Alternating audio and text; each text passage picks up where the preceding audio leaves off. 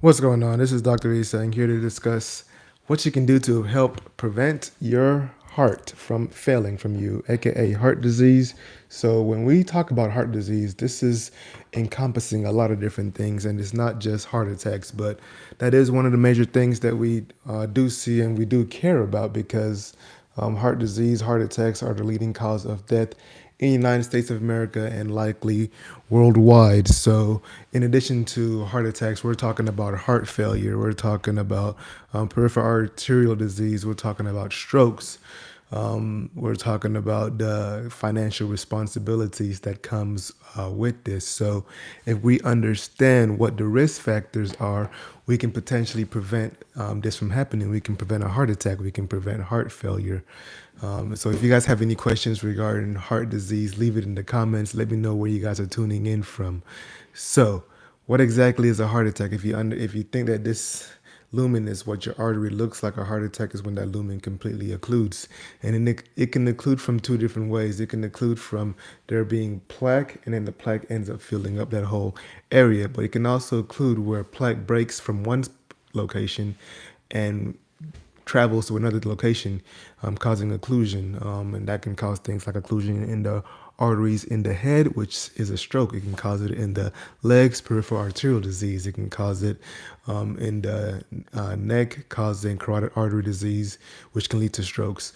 It can cause it in the heart, causing heart attacks itself. So there's a lot of different things that this encompasses. So, what are the major risk factors for this? We're talking about high blood pressure or hypertension, high cholesterol, diabetes, a strong family history, smoking, not following up with your medical provider, not taking your medications appropriately, not understanding the importance of things like exercising routinely, things like monitoring how much you eat and how frequent you are eating. Insulin does play a huge factor into this, that the amount of times your body is exposed to insulin it can lead to insulin resistance, can lead to atherosclerosis or plaque buildup. Understanding that if there's a family history of somebody in your family, if there's a history of someone in your family that passed away at an early age. Early age means women less than 65 and men less than 55, that you may have a genetic predisposition for heart disease. So if you don't understand that, you're not going to get treated and screened appropriately to potentially, hopefully, prevent a heart attack from happening. If you guys can hear me, let me know in the comments. Let me know where you're tuning in from. This is Dr. Isang for the people who just checked in, discussing things about how you can prevent heart disease from happening. And a lot of it starts with understanding what the risk factors are. Things like high blood pressure, cholesterol, diabetes, strong family history, smoking, physical inactivity, weight gain. Those all play factors. So if you want to prevent that from happening, the heart attack, the heart failure, the diabetes, you want to treat those risk factors. You want to exercise on a routinely basis. Try to lose weight. Don't smoke. If you have high blood pressure, look at ways you can treat it medically and non-medically, aka lifestyle changes with exercise, or with medications to help bring it down. So there's a lot of different things that we can do in regards to our heart disease, to understanding what the risk factors are to help treat it appropriately. If you guys have any questions regarding heart disease, regarding heart health, let me know in the comments. If you guys can hear me well, let me also know in the comments. So, you know, what is considered hypertension? So high blood pressure is one of the biggest things that we see in the hospital, in the office. So when that top number is greater than 120, is considered. What's the question? But if the blood pressure is greater than 120, that is considered elevated blood pressure. If it's greater than 130, it's high blood pressure, but you can treat it with lifestyle changes, with exercise, watching what you're eating. One of the biggest things that gets missed a lot is sleep apnea. A lot of people don't even know that they have sleep apnea. But if you snore, especially if you snore pretty loud, you definitely want to be treated and ruled out for having sleep apnea, because if you treat that, you can potentially prevent things like high blood pressure, things like atrial fibrillation, which can lead to strokes in the future. So when that blood pressure is greater than 130 but less than 140, you want to try to treat it with lifestyle changes. When it becomes above 140, you still want to utilize lifestyle changes, but you may want to look at other things that you can do in addition to these lifestyle changes, especially if that blood pressure is not at goal. So we have to look at medications. All the medications work well, but they all do have side effects. So the biggest thing is choosing the right medications if it's indicated for the right individual.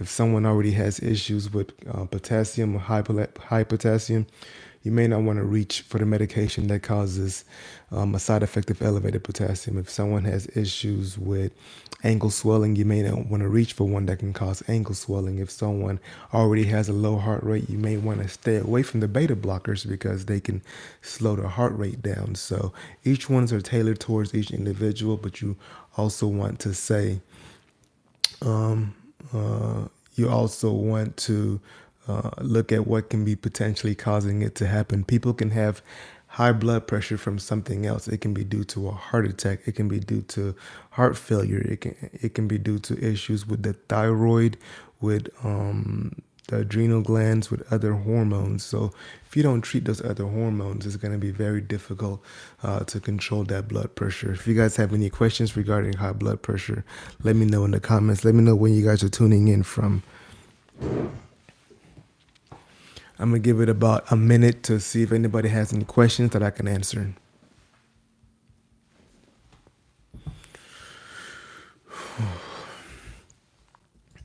But in addition to being a cardiologist, I am, father, son, everything. So it becomes a little bit difficult trying to do everything. The process of becoming a doctor can be very challenging. If you guys don't know, hope you're doing well. Man, thank you. The trolls are pretty. Usually in any platform that I've started with, especially like with TikTok, it started off with trolls consistently until I kept on doing it more frequently, and the trolls decided to go find somebody else. So they need attention, unfortunately, because if they didn't, they wouldn't be doing what they're doing right now. And so I appreciate Joseph. I appreciate you for that one, but I try not to mind it. In the beginning, I used to try to X all of them, but it just became too much work. I'm actually just trying to find some good music, background music.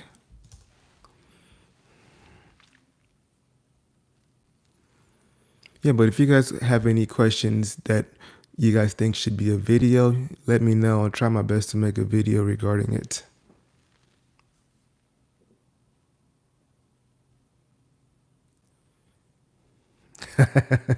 That's crazy that even with yours, there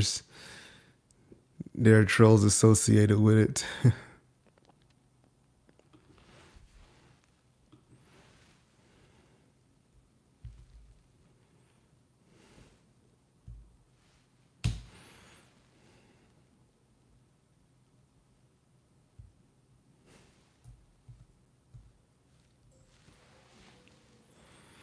I appreciate that. I appreciate it a lot. So for those of you guys who just turned in, my name is Dr. Isang, and I'm a cardiologist, and I use this platform to discuss things regarding heart health and prevention, but also want to talk about the process of becoming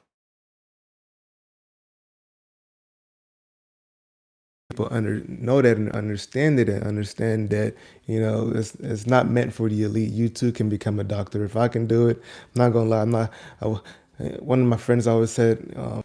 Sorry, I had a glitch in the system, but one of my friends always said this about himself. He said that, I wasn't the smartest. I just had really good work ethics. And, I think that plays a huge role into it, that you can be the smartest person in the building, and that's great and that's fun. And I wish that everybody was like that. But if you have really good work ethics, that goes a long way too. And you have to understand that in the process of success, the process of getting to where you want to be, it's not going to be straightforward, not for everybody.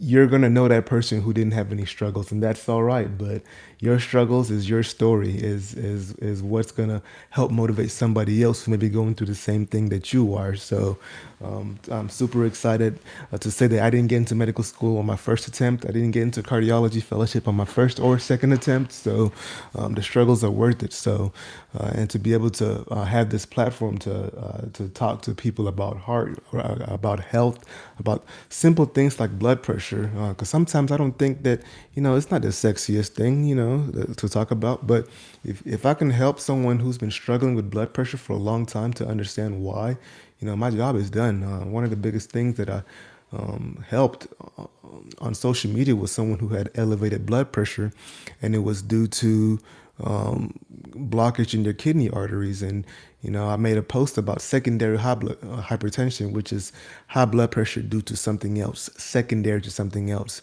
COPD. Sleep apnea is a big cause of it, but also renal artery stenosis. They went and talked to their doctor about it. They got checked for it, and they actually ended up positive. So they actually ended up putting a stent in their renal artery. Blood pressure solved, got off all their medications. So I mean, that's the big thing about when you're in the education field, is to be able to provide education, to be able to help just one person, even if understand that where you try to help people, especially on social media, they may or may not be trolls. But like I said, I am a cardiologist. So what is the biggest question is, how long does it take to become a cardiologist? You have 4 years of undergrad, which is followed by 4 years of medical school. This is followed by 3 years of internal medicine residency, and then 3 years of cardiology fellowship. Some people want to go and do a little bit further, do interventional cardiology where they put in stents, or structural help to fix heart valves, heart failure to specialize in heart failure, electrophysiology to help with pacemakers and heart rhythm issues, congenital, which helps with congenital conditions that people were born with. And one of the newer fields in cardiology is sports cardiology. Not new, but it's getting a lot of attention, is sports cardiology, to help differentiate people who have significant heart disease versus an athletic heart and things like that. Or they're the ones who are going to help that individual that may be diagnosed with a potential career-ending diagnosis, which we've seen a lot in the past. So cardiology is pretty exciting. There's a lot of things that um, you can do to help people, and you can choose the trajectory of your career however you want it to be. Some people may want more inpatient, you can do that. Some people may want more outpatient, and you can do that. So it's pretty awesome. So I'll give it about another minute. If anybody has any questions, I'll do my best to answer regarding cardiology, regarding medicine, how to become a doctor, and things like that. And if not, I'll go on to my next topic, which will be about chest pain.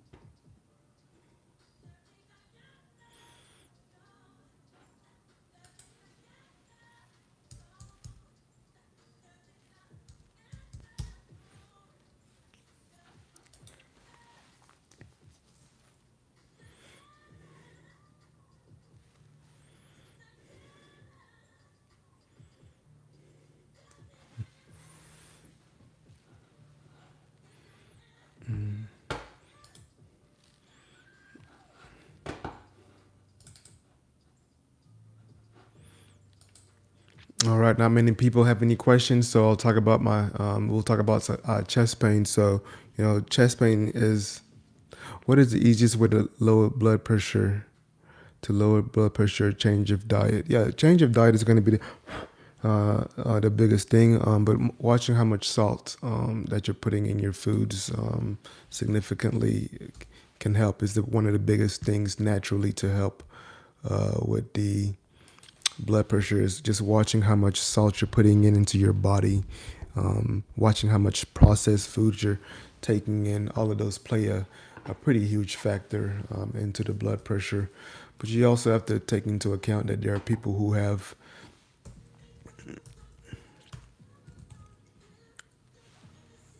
are in really good shape and still have elevated blood pressures. A lot of these people have underlying genetic predisposition or family history of people who have high blood pressure. So it can be very difficult to treat it with just medications, with just lifestyle changes itself.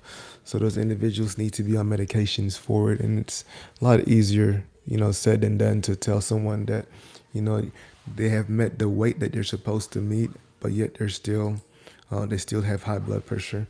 One of the most difficult ones that I've ever had was an individual that had renal artery stenosis.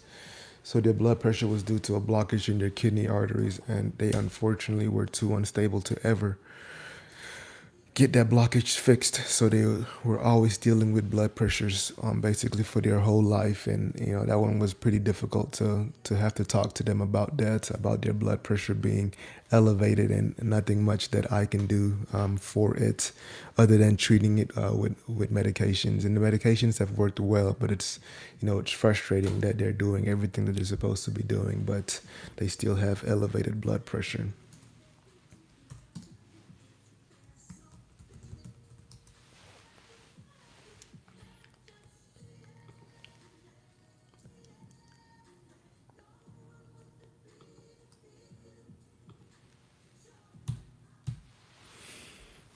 Got it.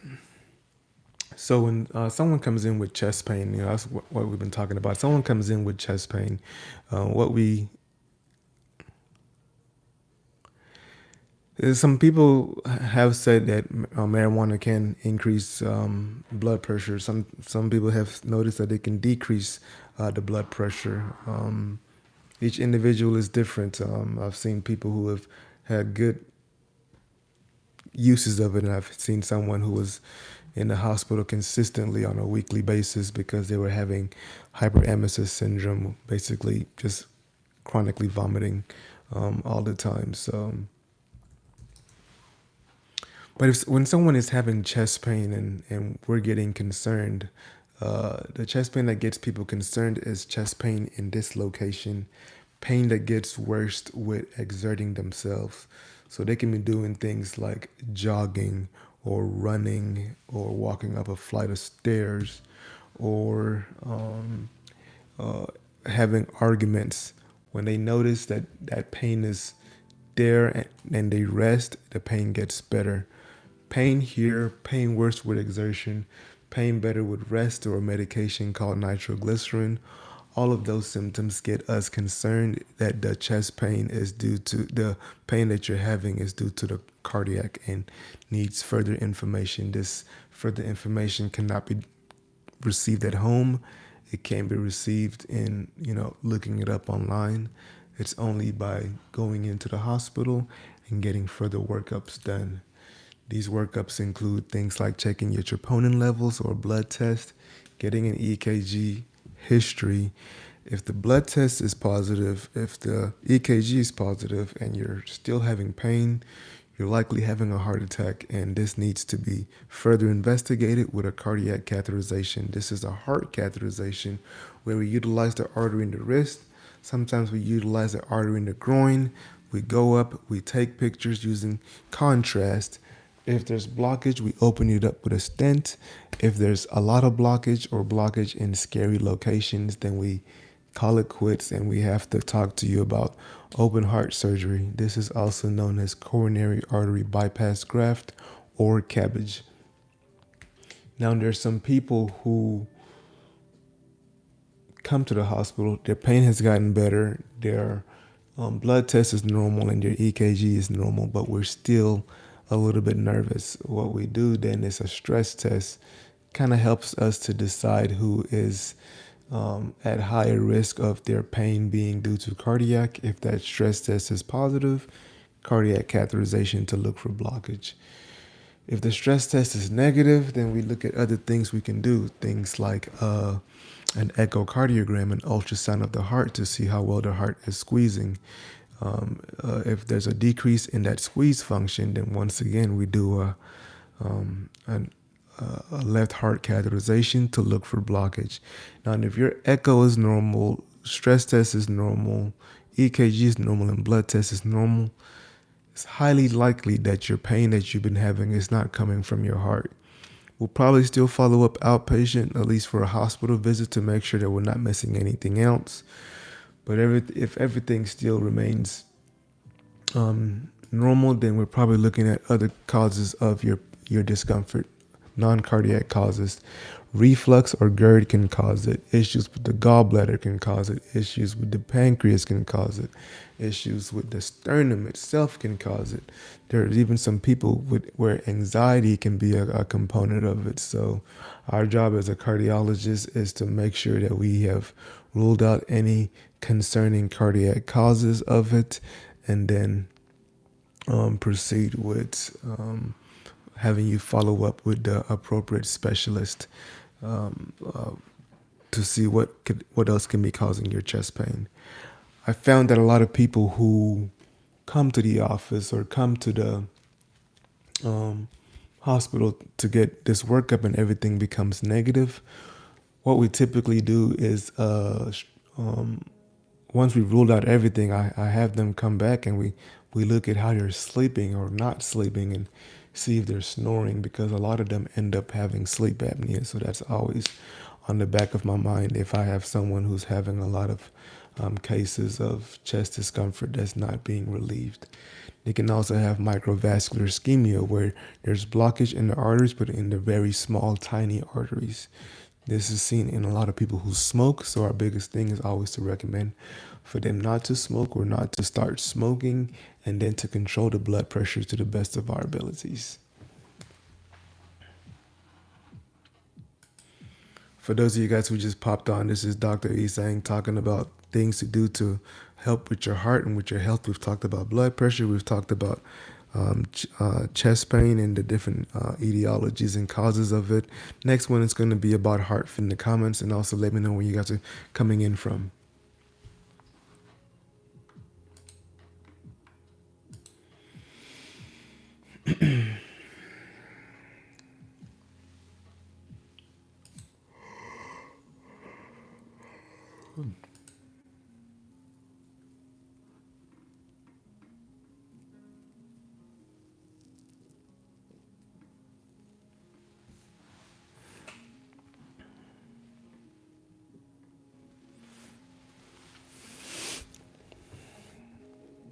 Michigan, turn up. Hey, Michigan has one of my favorite airports. Not gonna lie. Every time I've traveled somewhere and I've had a layover in Michigan, I always like that airport. I think it's the one in Detroit.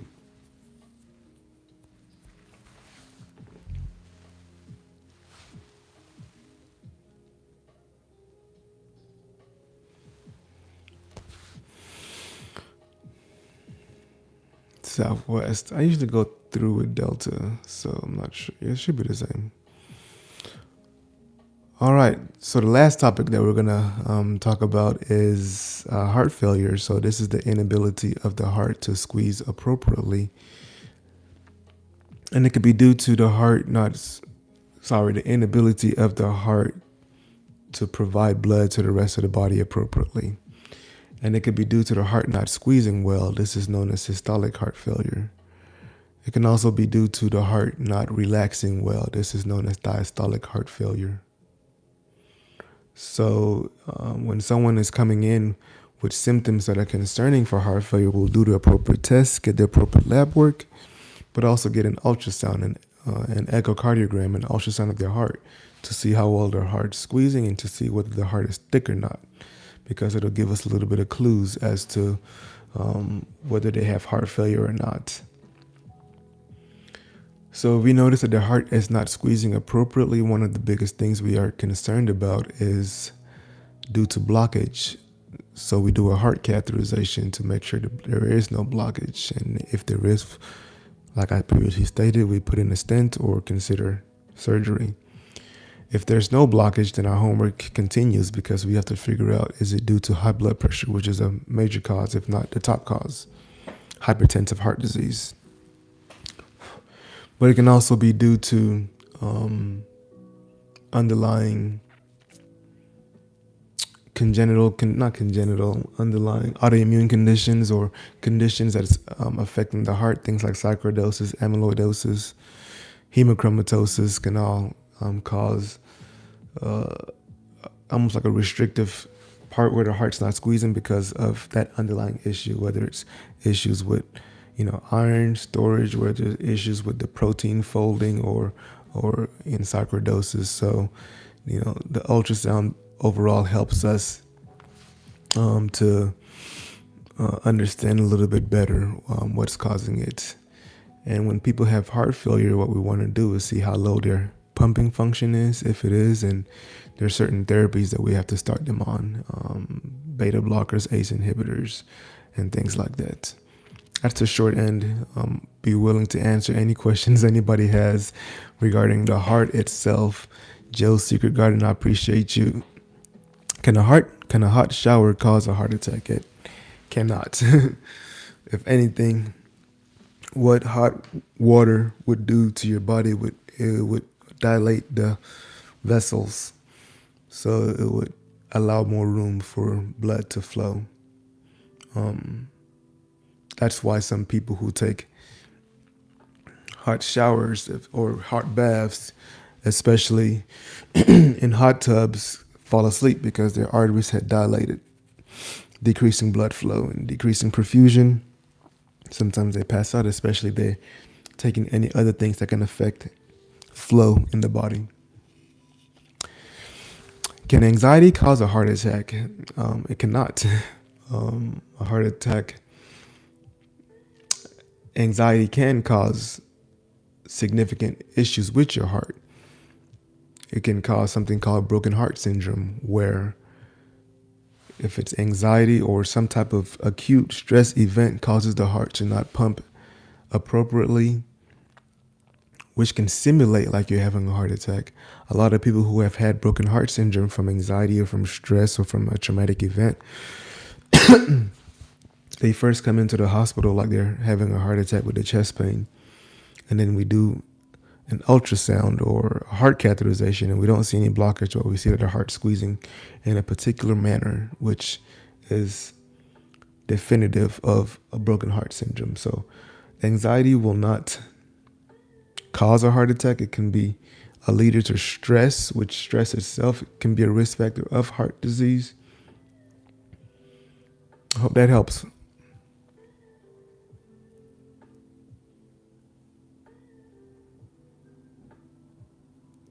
Of course it can. If a person worked them up so much with anxiety and stress, can absolutely, well,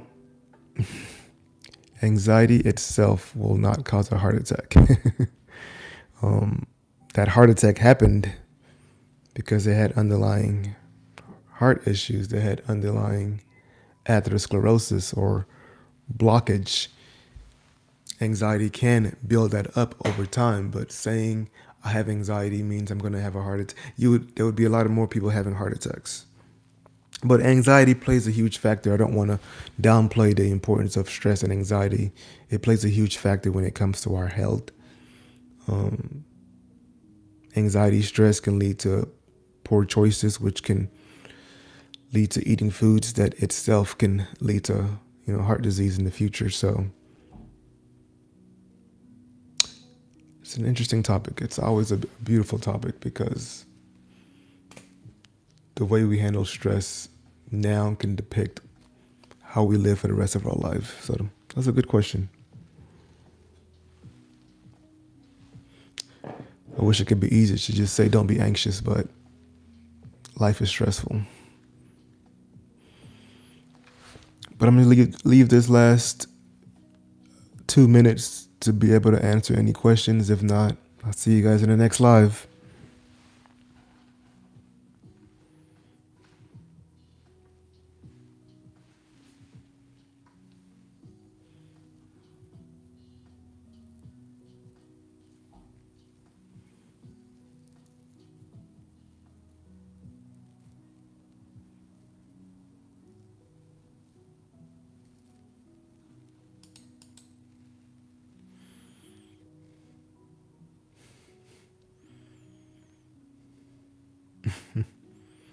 Imagine having anxiety over a heart attack and you end up having heart disease. That is the definition of a lot of my patients. But that's one of the reasons why it's important to always to also follow up with your medical providers to see if you're at risk of having heart disease. It's extremely important.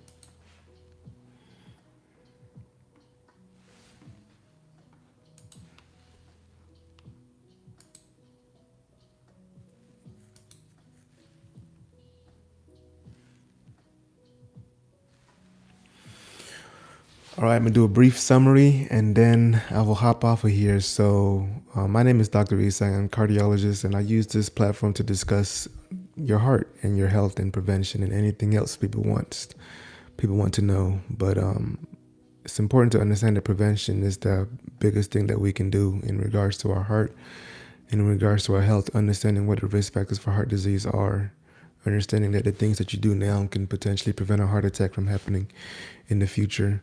Understanding that chest pain here, pain that gets worse with exerting yourself or with stress, arguments, and better with rest, can be a significant concern that you may be having heart issues and you need to go to the hospital to get figured out. There are certain tests that we can do, and if those tests are concerning, we do a cardiac catheterization to look for blockage. If it's negative, follow up outpatient and possibly look at non-cardiac causes.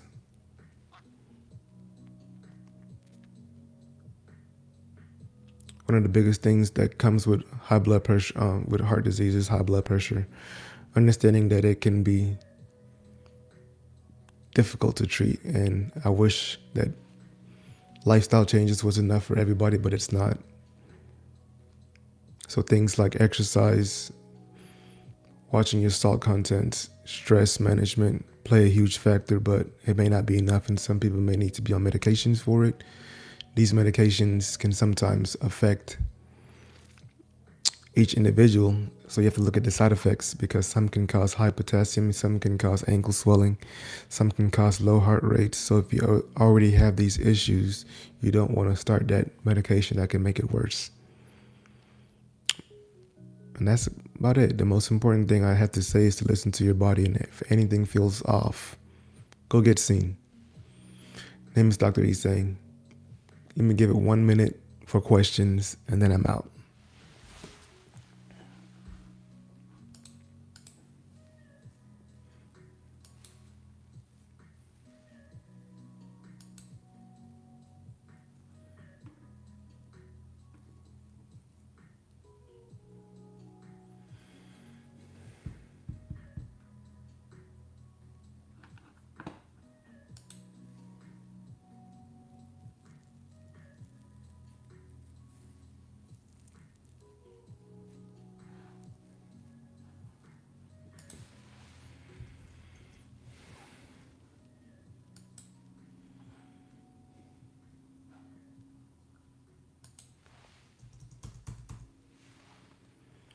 All right, you guys take it easy, and I'll see you guys in the next live.